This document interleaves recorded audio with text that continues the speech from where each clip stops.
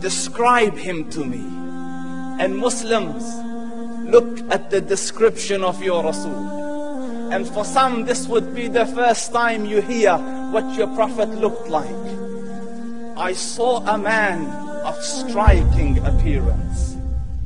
ظاهر الوضاء أبلج الوجه, radiant face, حسن الخلق, beautifully created.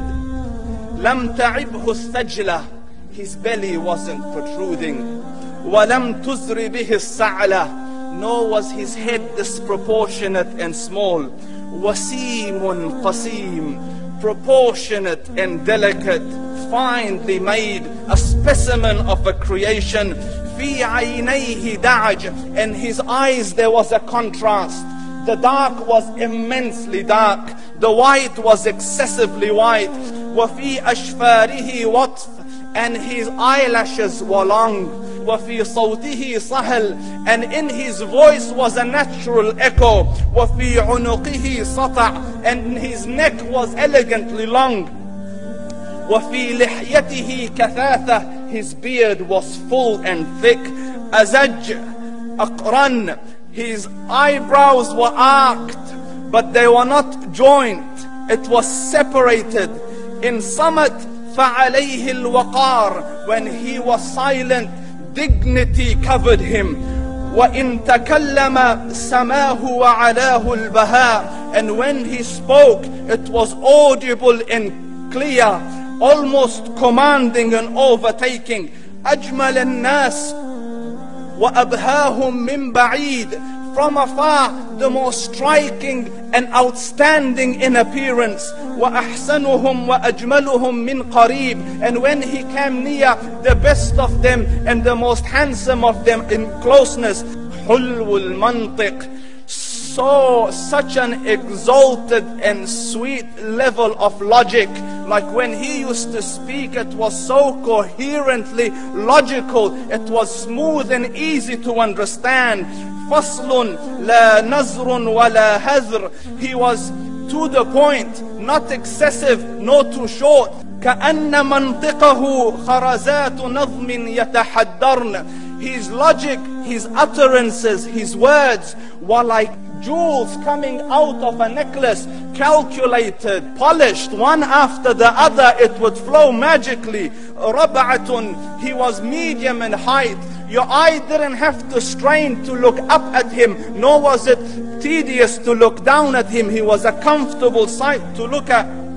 له رفقاء يحفون به, he had friends, the people that were with him, they were working around him to try to serve and protect him.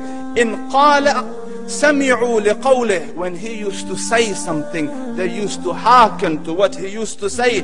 وإن أمر تبادروا إلى أمره, when he commanded, they used to compete to fulfill the command. This is Muhammad Rasulullah. This is Muhammad Rasulullah. Anas ibn Malik says, he says, I came out one night, it was the full moon night.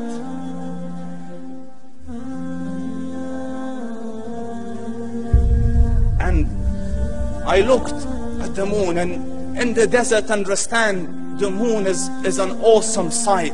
It is smooth, it is radiant, it is clear, it is gentle compared to the scorching sun at which they are used to.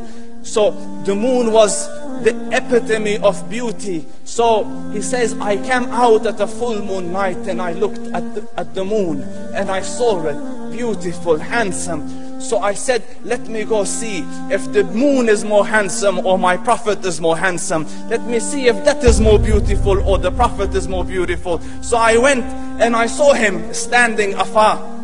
So I looked at his face and I looked at the moon and I looked at his face and I looked at the moon and I looked at his face and I looked at the moon, and he said, Wallahi, he was more handsome than the moon in its entirety.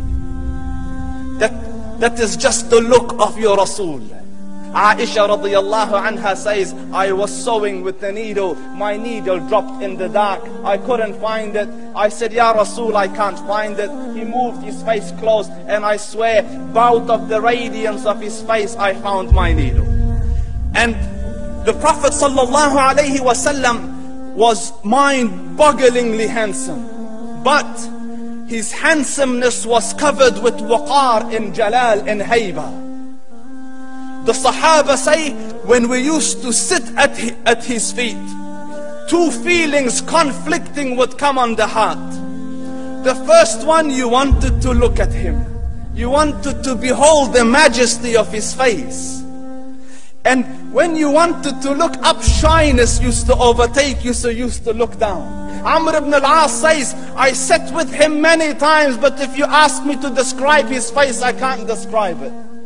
I wouldn't be able to look up to him ijlalan wa ta'ziman. I couldn't look up at him. And that is why he didn't have the problems that Yusuf alayhi salam had. Because it was difficult to penetrate the awe and the splendor of the Rasul.